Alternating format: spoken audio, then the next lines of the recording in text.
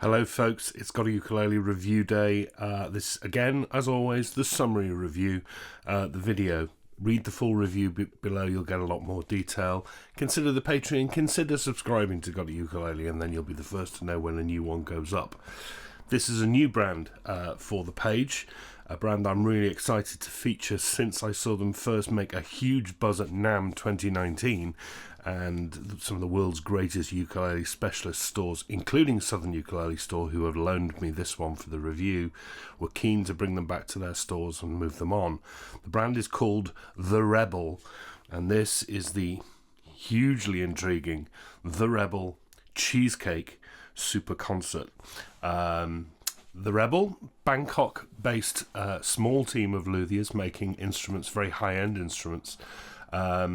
They have a connection to the ukulele world insofar as they're the people who build the Koaloha Opio ukuleles, which are superb, and have now struck out on their own as The Rebel, making their own. They clearly have a sweet tooth, because you've got this one which is called the Cheesecake. There's also the creme brulee, the tiramisu, that kind of thing, the double cheese. I like that, and it's an intriguing one because it's an intriguing ukulele when you look at it like that. This is made of all solid woods. It's a solid spruce top, solid mahogany back and sides, 2 pieces on the top, 2 pieces on the sides, 2 pieces on the back, but it is clearly a thin line. It's a swoopy round double bout shape that's absolutely beautiful, and I love the way that that spruce contrasts with the really simple mahogany back and sides. This is one of their most simple ones. They do fancier ones as well. This is really plain, but I love it for that. And that very pale spruce reminds me very much of the OPO, so there's a connection there. I mean, they were trained by the Koaloha people to make ukuleles, some of their luthiers, so stands to reason they're going to be half decent. And I'm a sucker for that shape, but I'm also a sucker for thin lines. We'll come on to that a little bit more in a moment, though, when we get to play it. But I think it's absolutely beautiful. It's simple, as I say, finished in a really nice gloss.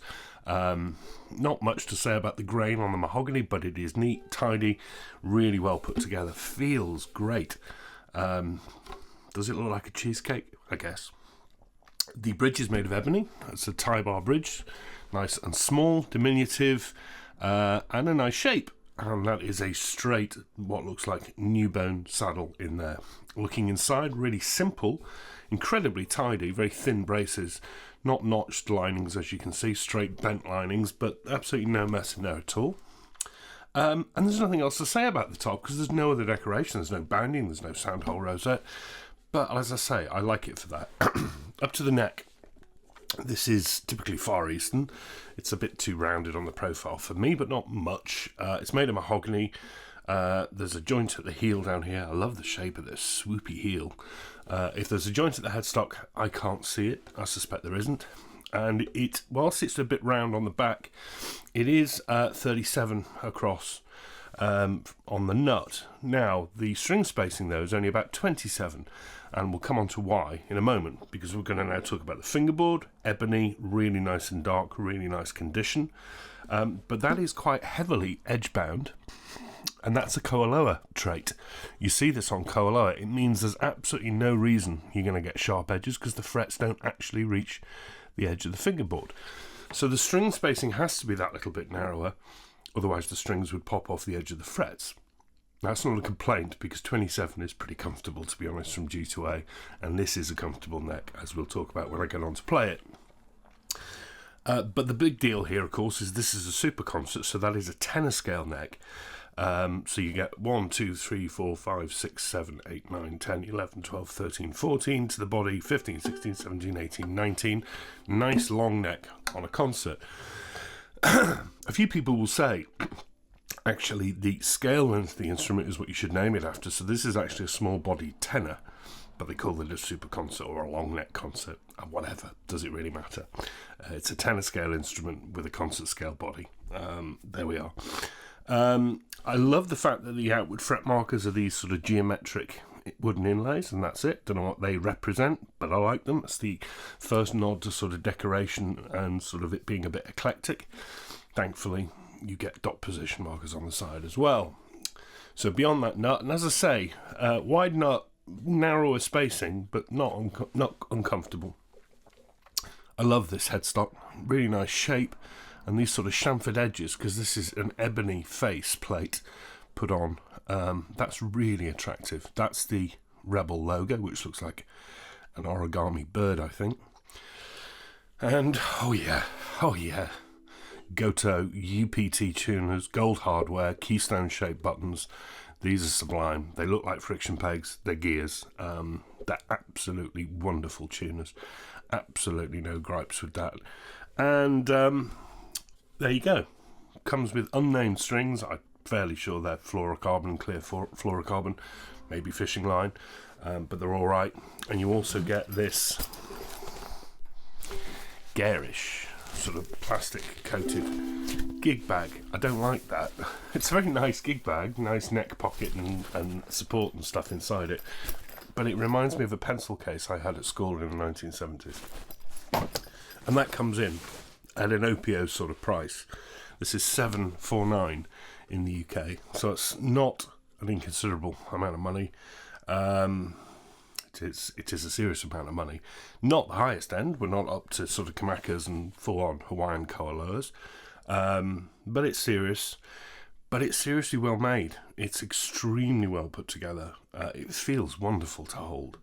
The gloss is wonderful. The build, the construction is wonderful. The neck is really comfortable.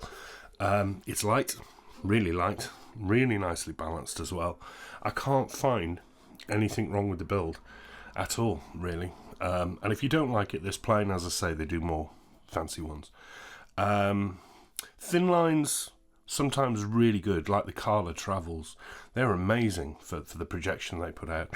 Sometimes they don't work. The Bruco thin lines are incredibly brittle sounding and thin. So I was in two minds as to what they were going to pull off on this one.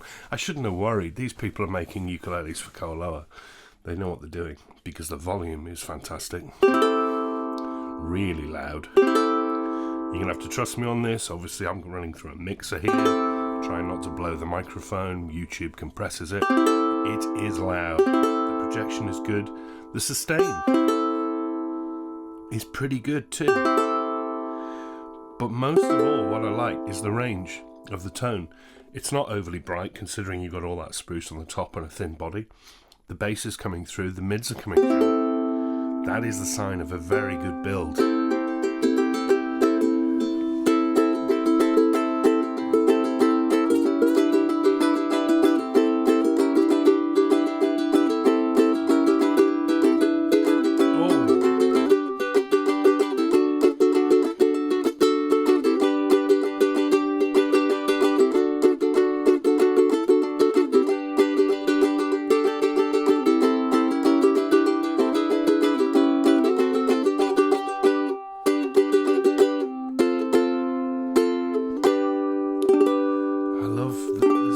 I don't know how it's doing it for such a small body.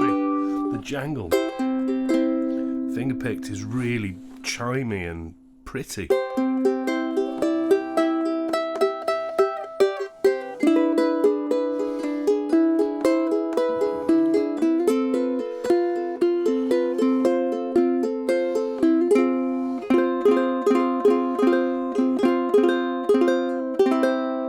God, that's lovely.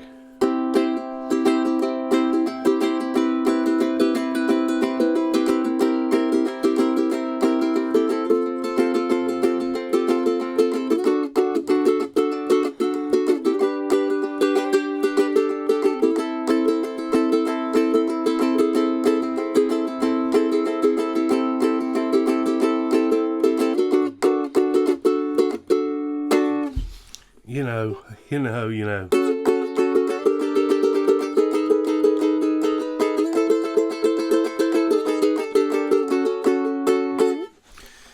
Cool, I'm in love with this one. I didn't know what to think when it arrived. I knew I'd heard great things about them. I looked at it, I thought it's a bit simple, it's very thin, it's very small. How this puts out the noise it does, the tone is beautiful, the volume is excellent, the build is excellent. This is an excellent ukulele. this gets a very good score. The Rebel Cheesecake Super Concert 749. Thanks very much to Southern Ukulele Store for the loan of this one. I'm lucky to have been able to play this. This is wonderful. Wonderful instrument. Back next week. We're still on this roll of some fantastic stuff before I have some horror shows to bring to you in a few weeks' time. Consider the Patreon. Try and support. Keep the website going. I'm pretty busy, but I want to keep it busy and keep bringing you more and more ukulele reviews. Back next week. Enjoy the rest of your weekend, and I'll see you very soon. Bye-bye.